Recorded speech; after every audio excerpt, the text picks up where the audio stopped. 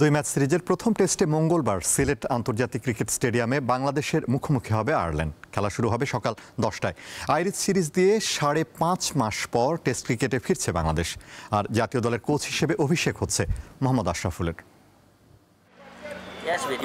আয়ারল্যান্ডের সঙ্গে বাংলাদেশের সম্পর্কটা অম্লমধুর। ক্রিকেটের রঙিন পোশাকে 2007 ওয়ানডে বিশ্বকাপের পর 2009 টি-20 আসরে আইরিশরা হারিয়েছিল বাংলাদেশকে। তবে সাদা পোশাকে দু দলের একবারের দেখায় হোম অফ ক্রিকেটে আয়ারল্যান্ড বধ করে স্বাগতিকরা। এবার দুই ম্যাচের সিরিজ শুরু হচ্ছে সিলেটে, যেখানকার উইকেট অপেক্ষাকৃত পেস সহায়ক। ফলে মুশফিক, শান্ত, লিটনদের কড়া পরীক্ষা নিতে পারেন আইরিশ বোলাররা। এই জন্য কিন্তু অ্যাডজাস্ট করাটাও একটু কঠিন ব্যাপার। আমি একদমই ছোট হিসেবে দেখতে চাই না, ছোট দল বড় দল এগুলোতে আমি যেতেই চাই না। ইন্টারন্যাশনাল একটা টেস্ট ম্যাচ হবে, প্রপার ওই দলকে রেসপেক্ট দিয়ে আমরা খেলতে চাই এবং আমি আশা করি যে ওই দলের সাথে চ্যালেঞ্জ থাকবে, বাট ওই চ্যালেঞ্জটা ঠিক মতো হ্যান্ডেল করার অ্যাবিলিটি আমাদের আছে। ওনার এক্সপেরিয়েন্স, এত বছর ক্রিকেট খেলেছেন, তারপর এখন কোচ হয়ে এসেছেন।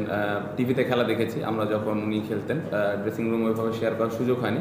ক্রিকেটের উৎসভূমি ইংল্যান্ডের পাশে অবস্থান হলেও ক্রিকেটে খুব একটা বড় দল হয়ে উঠতে পারেনি আইরিশরা। 2017 সালে টেস্ট মর্যাদা প্রাপ্তির পর আয়ারল্যান্ড 8 বছরের টেস্ট খেলেছে মাত্র 10টি। এজন্য আইসিসির এক চোখা নীতিকে দায়ী করছেন ক্রিকেটাররা।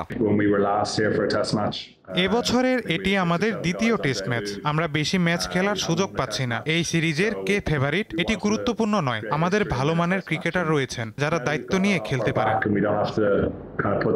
গেল ফেব্রুয়ারিতে জিম্বাবুয়ের বিপক্ষে সবশেষ টেস্ট খেলেছে আইরিশরা। সেই একাদশে থাকা pacer Craig Young, Barry McCarthy ও মার্ক আইডার সাথে এবার যোগ হতে পারেন বোলিং অলরাউন্ডার কার্টিস ক্যাম্পারো। স্পিনে ম্যাথু হামফ্রের সাথে জুটি করতে পারেন লেগ স্পিনার গ্যাভিন ওয়ে।